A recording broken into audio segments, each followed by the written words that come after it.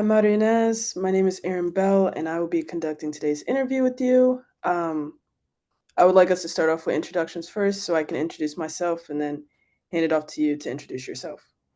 So, again, my name is Erinn Bell. I am currently the 2025 Global Ocean Forum's Dr. Biliana Cicin-Sain Ocean and Climate Change Intern. In this role, I have been assisting in the research and development for this year's COP30 Virtual Ocean Pavilion, handling day-to-day organizational tasks, and providing administrative support with the development of the report on assessing progress on ocean and climate action, also known as the ROCA report, for the 2024-2025 year.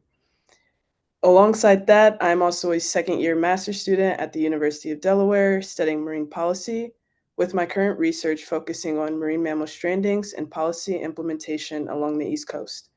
I plan to pursue a career at the intersection of marine science, conservation, and policy, contributing to the protection and sustainability of marine and coastal ecosystems. And outside of my work involving ocean conservation, I love to volunteer at the animal shelter, travel, cook, and spend time with my family and friends. So that's just a little bit about me. Would you please introduce yourself? Thank you, Erinn. And first of all, thank you for inviting me to be here. It's great to talk with you. So I am a biologist by training, and I did my PhD in ocean science. And I have been working with integrated coastal zone management and marine spatial planning my entire career. I am a professor at the University of Santa Catarina in South Brazil, and teaching exactly that. And I spent 2023, 2024 as the Integrated Coastal Zone Management and Marine Spatial Planning Coordinator at the Ministry of Environment and Climate Change in Brazil. So I stepped out in December 24, and a few months later, I was invited to be the Special Envoy for the Ocean at COP30. So I'm really honored about this position. Is a great, as I said, honor, but it's a big challenge as well. Yeah, so as you, I love traveling. I love going to the beach, walk on the beach, have a swim. That's my therapy. Well, first off, congratulations on the appointment as the Special Envoy for the Oceans for COP30. That's amazing. And before we dive into our questions, I just want to give a brief background on the Virtual Ocean Pavilion and the purpose of our interview. So, the Virtual Ocean Pavilion is a free online platform dedicated to raising the visibility of the ocean and showcasing why the ocean matters in climate negotiations and to all life on our planet. It aims to democratize the ocean at UN Framework Convention on Climate Change, also known as the UNFCCC, Conference of the Parties, and promote unity and inclusivity while increasing knowledge, commitment, and action for the ocean climate nexus at key events like COP30. This year marks the fifth iteration of the Virtual Ocean Pavilion, building on past pavilions starting in COP26. The pavilion also aims to showcase youth-led interviews with party negotiators and key stakeholders to gain a better insight into COP30 and the discussion process and negotiations, while also allowing the youth to engage with COP30, such as myself. So, to dive into our questions, I think we should start off with an explanation of your expectations coming to COP30 and what you would consider a success for the ocean among the COP30 outcomes. Okay, thank you for the questions. I think that's one of the first questions that people ask me. And no, actually, the first one is normally is how you do to make to put ocean in the center of the discussions.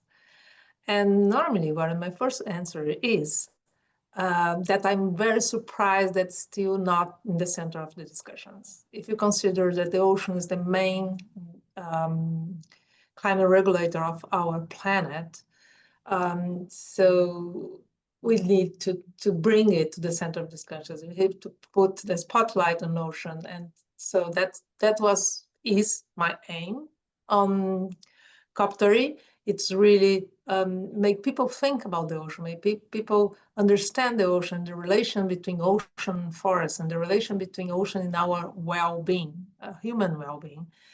So, And I think for a start, it's the first time that COP30 has a special envoy for the ocean. So it is already something. So the ocean is already there. It was thought about an important topic, an important area to talk about. So, and then also we got some outcomes, like the next week we have the World Leaders Summit. And in the agenda of these leaders, of the head of states, the first thematic discussion will be about nature, and it will be forest and ocean. So that's great that you have ocean in the agenda of the head of states. Just written there made them think, oh my God, we need to talk about ocean. So that's a great outcome, I think, that we already had. So some outcomes from before COP, but it does affect COP, is the Blue NDC Challenge, as you know, that was launched by the Brazilian and French government, and back in Nice in June this year, and the UNOC 3. So I think that we are creating the whole world, and the whole community, ocean community, is creating momentum for the ocean, and we'll bring ocean to COP. We'll discuss it, and of course, it doesn't end here. So I think it will be a good stepstone for keep talking about the ocean and paving our way to more integration of ocean in the climate discussion. Thank you. Like you said, it's so important to make sure that ocean is included in all our conversations. So as you mentioned, different countries have been putting in things in place to kind of help with leading that discussion. How can countries best leverage existing processes and actions to strengthen ocean-based climate action?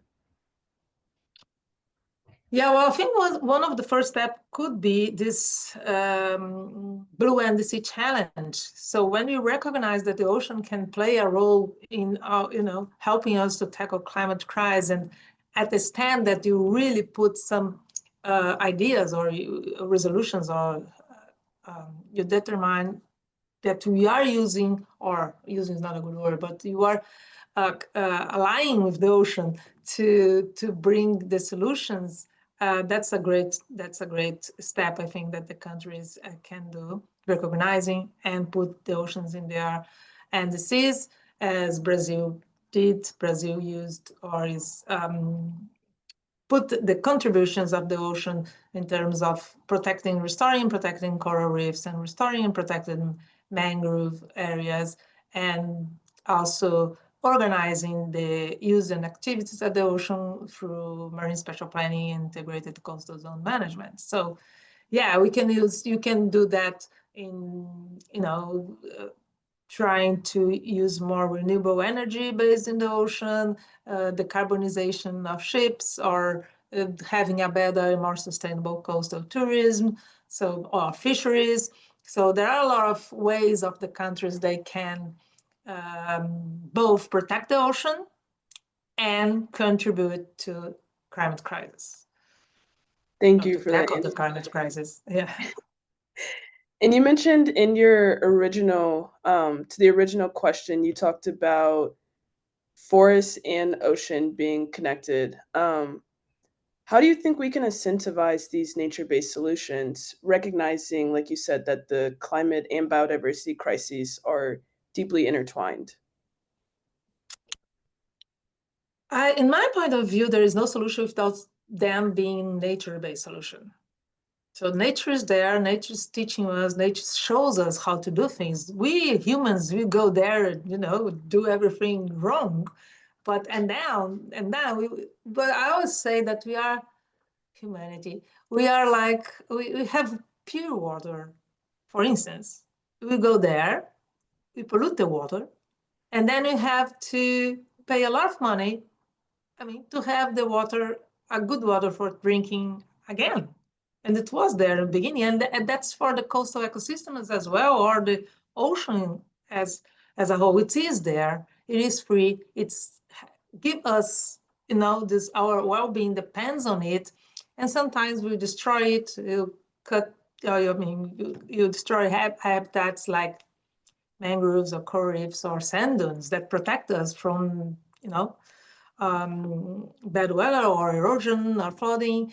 So we need to learn with nature and just build with nature and use these nature-based solutions. And if you consider, you said about, I mean, I said, and you made a comment on forest and ocean being connected. If you think that mangroves are forests, for instance, so it's completely connected, and that's a good thing about this COP being Belém, because it's really the connection of the rainforest with the ocean. This city is really in the intersection of the two things, and everything that happens in the ocean and how the ocean is behaving and how hot is the ocean, it does affect the rain patterns, it does affect the winds, it does affect what's going on Earth and land. So it affects forests and the other way around too. All the rivers that run through the Amazon forest, for instance, they go into the ocean. They take a lot of sediments, a lot of food for the fish. So it is completely connected. And and then that's another thing that nature can teach us. The world is connected. And we tend to put that in boxes, even in the climate discussion. We put on, now we are talking about forest, now we are talking about energy, now we are talking about ocean. There is no separation. They are all connected. So that's also comes nature-based knowledge, I would say, not exact nature-based solution, but nature-based knowledge. We should learn much more and understand nature, and really learn from that. So there are a lot of examples out there that we can use the nature-based solutions for us. And as I said just before, all these coastal ecosystems that protect us. And then if you don't have them anymore because we did something silly, we can, for instance, restore them. A sand dune will be always better than some rocks on the beach. Right, that's always an amazing answer. There's so much I feel like I can comment on that, but the biggest thing is I think it's finally nice that we're implementing these kind of conversations at the international level of having people other than scientists finally think about the intertwinedness of both the ocean and the forest and how nature is so intertwined and how one thing affects the other.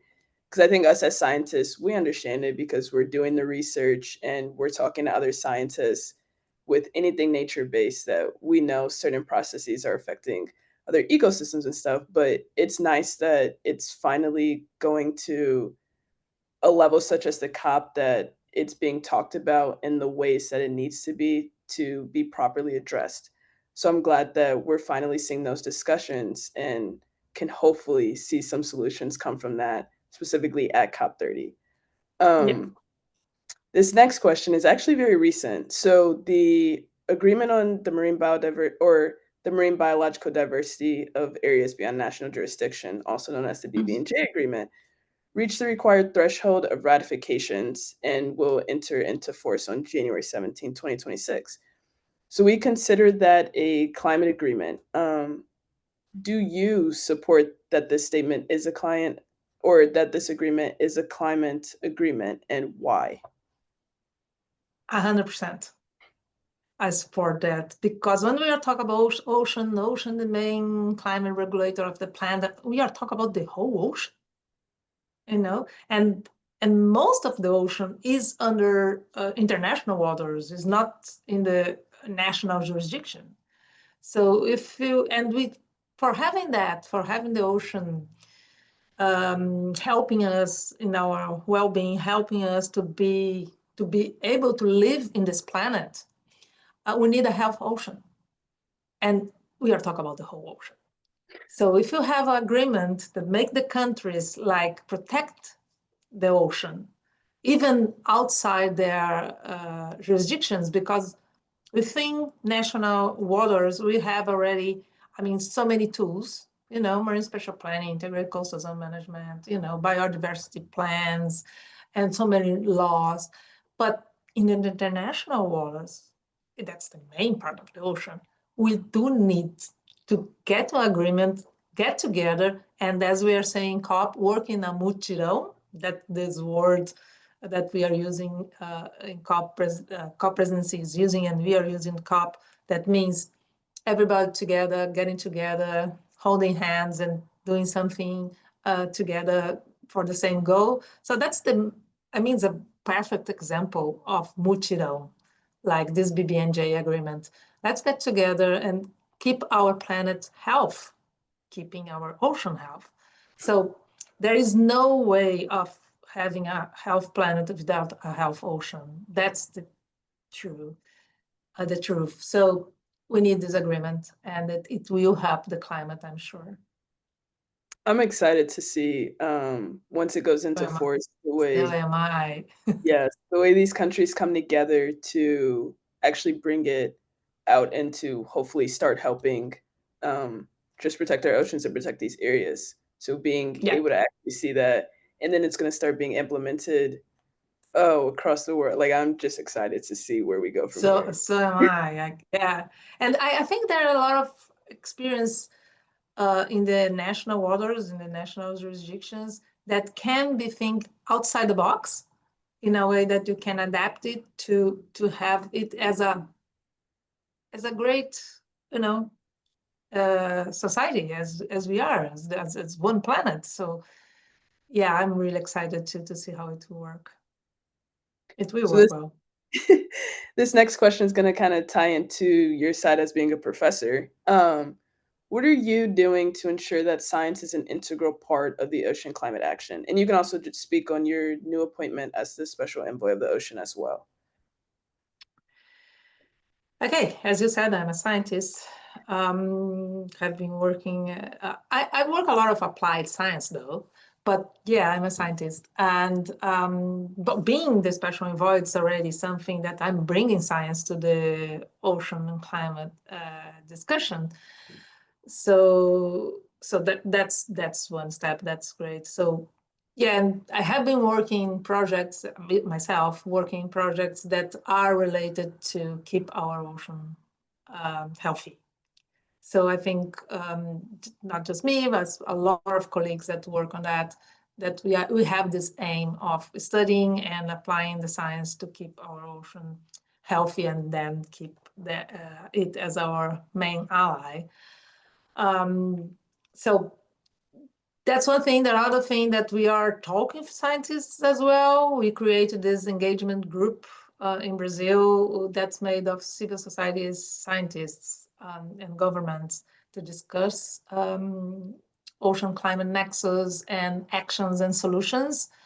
So we just had a workshop 2 weeks ago, and some scientists came as well. So we are kind of integrating scientists and science in the discussion, as it has to be, because it's a lot of things that we still don't know about the ocean. One thing we are sure, we need them. We need the oceans, not the science, the scientists and the ocean. We need them and the ocean to make it happen.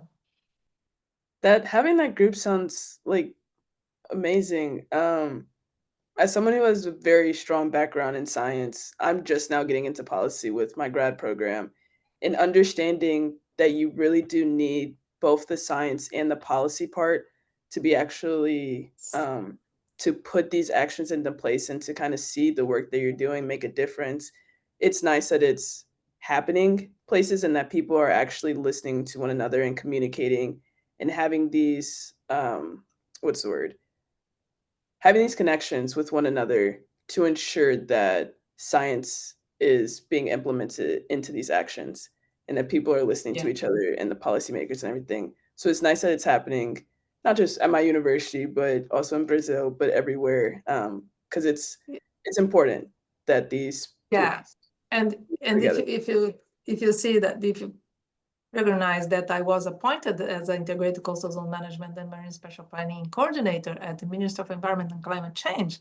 So they look for scientists to be there and help with, ideas. And it was when I was invited, and the people were like, I was like, oh, should I go? Because I had to leave my home, leave my family, move to another city. It's a completely different environment than the university. And a great, great friend of mine, he said to me, look, you are here telling them what to do for 20 years. Just go there and try to do something. And I was like, uh-oh, I have to go. So as a friend of mine, it's like, that's science and policy, you really, and it was a great experience to see what the needs are and how we scientists from the university, how we can work. And definitely I came to a conclusion that there is no other way as working together. As scientists, we never know everything that's behind the decision-making process, and the decision maker will never know everything that the scientist knows. There is no one person that can do that. We have to work together really, really closely, much closer than we are doing now. I definitely agree with that. It's important to have those different backgrounds and experiences and the different Yeah, knowledge. it 'Cause is like so important. not everyone knows one thing. And it's also just No, nice to yeah. So this next question, a little bit different than the one that we just previously had, but what do you consider to be the biggest barrier in incorporating coastal and marine ecosystems into climate discussions? I think it's lack of knowledge, or and not just from the decision makers or the negotiators, from the society. It's working with coastal management and marine spatial planning. There is something that we know. If the society doesn't recognize something as a problem or a solution, if it's not recognized by the society, it will never become a public policy. So we need science, but we need the recognition. We need people to understand how wonderful is the ocean and coastal ecosystems and how they help us every day. So that's why this ocean decade and the idea of the ocean literacy, it's so important. So raising the awareness, I know that's something that we always say, raising the awareness, but that's really true. We have to raise the awareness, the passion for the people from the ocean, the emotion. I really think that people, we just care for the things that are emotionally attached to us, and we are not just, you just have that, we understand the thing. So I think more understanding of the ocean, more understanding and more emotion attached to it will be really good. And I think we can do that. If the ocean can't do that, I don't know who can. I definitely agree, and I just want to add on to that, especially with these generations that we're talking about, these next generations that are going to be affected by the policies that are being put into place, or like the BB&J agreement. Yeah. Having the knowledge and pushing that knowledge and incorporating that into these younger generations, like what we're having right now. I'm learning so much from this interview with you, but making sure the youth are also added into these discussions and they're getting the knowledge that everyone else is getting, so that they know how to better incorporate into these climate discussions as they get older as well. I think it's Yeah. also really important. Yeah. To what you said. It is a process. If you think that when I was a kid, I was studying my geography book, the Brazilian Ocean, or the area that's considered Brazilian in the ocean, wasn't in my books. So I just had, and a lot of countries are still like that. So you have in our school books, you just have the land. And so we don't even, when I grew up, I wasn't even recognizing that the ocean was, well, part of the ocean is under Brazilian jurisdiction, for instance. So this that's not so small, but these things have to change, and then people start to look at, oh, that's great, that I have to take care of that too. As I take care of the forest, the animals, I have to take care of the biodiversity and fauna and flora and the ocean itself. Well, thank you for that answer. All your all your responses this entire interview, everything that we've talked about has been great, and that's really helped me to just gain a better understanding of where we are internationally in terms of the ocean climate related discussions, the work that's being done, the work that still needs to be done for us to kind of get to where we want to be with how important the ocean is. Before we wrap up, I just want to ask, is there any questions that you may have, or is there anything that you want to leave with? Yeah. No, just to say that we are doing a work in COP to bring this ocean climate nexus to the center of discussions. We created this blue package. That's our, in the activation group of the action agenda, we create this plan to accelerate ocean-based solutions, and we put everything under this umbrella of sustainable ocean planning and management, because we really understood that what we need, everything we do is to have healthier ocean. So yeah, we are doing our best to show the world that there are solutions out there, and they are already in place.